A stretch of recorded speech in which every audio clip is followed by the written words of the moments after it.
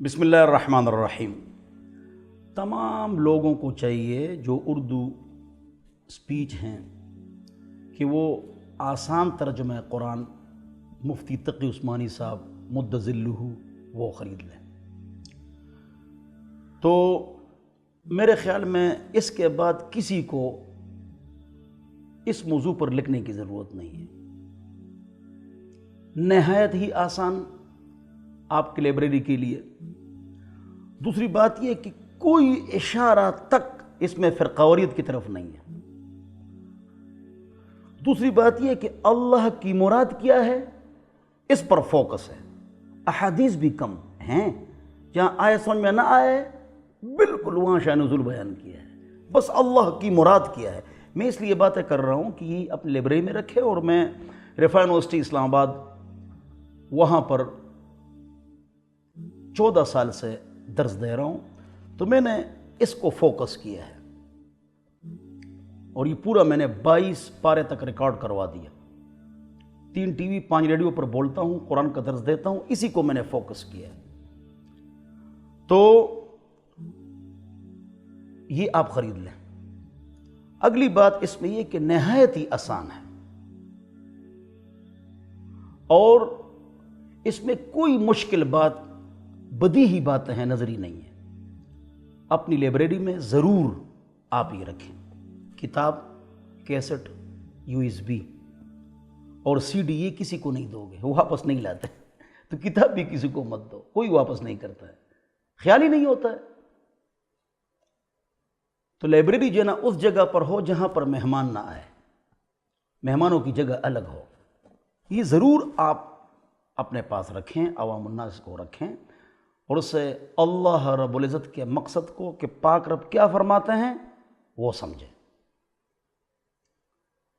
Face بک، YouTube پر وہ افراد جو قرآن کا درس دیتے ہیں جن کا کوئی عطا پتہ نہیں ہوتا، عربی عبارت وہ نہیں پڑھ سکتے ہیں، قرآن کے مطالب بیان کرتے ہیں، میں یہ کہتا ہوں، میں یہ کہتا ہوں، اس میں نہیں چلتا ہے۔ حضرت ابوبکر رضی اللہ عنہ فرماتے ہیں، ای سماء تضلنی و ای ارض تقلنی ان اقول فی القرآن شیئا ما لم اعلم به۔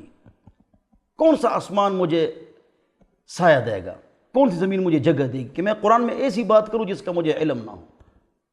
حضرت ابوبکر ڈرتے ہیں، ہم نہیں ڈرتے ہیں۔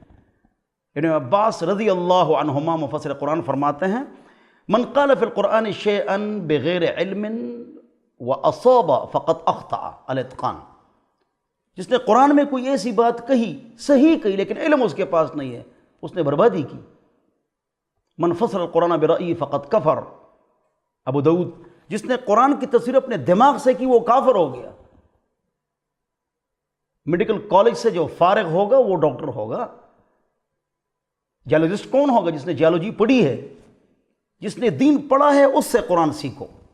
یہ آپ خرید لیں اور اس پر عمل کریں، بالکل فرقواریت سے پاک صاف آسان ترجمہ قرآن۔ دوسری نصیحت یہ کرنی تھی کہ حضرات علماء کرام کو چاہیے کہ زیادہ کتابیں نہ لکھیں، جتنی لکھی گئی یہی کافی ہے۔ نماز پر کتاب، تو نماز پر تو کروڑوں کتابیں ہیں، استغفار پر کتاب، رمضان پر کتاب، تراویح پر کتاب، کتنی اعلیٰ اعلیٰ کتابیں ہمارے اکابر نے لکھی ہے۔ تو خدا کا تمہیں واسطہ کی کتابیں لکھنا چھوڑ دو، بس کرو۔ جس پر ہزاروں کروڑوں کتابیں موجود ہیں، نماز پر میں نے جی بڑی اچھی کتاب لکھی ہے، آرام سے بیٹھ جاؤ یار۔ استنجا، وضو، غسل، تیمم، نماز، روزہ، حج، زکوٰۃ، چراغ، چاشت، زلزلے کیوں آتے ہیں، پانی کیوں کم ہے، کھجور کے کیا فوائد ہیں، علماء یہ کتابیں لکھ رہے ہیں اتنی موٹی موٹی۔ ہم کو کیا ہے کہ پانی کم ہے، ہمارا ایسے کیا کام ہے؟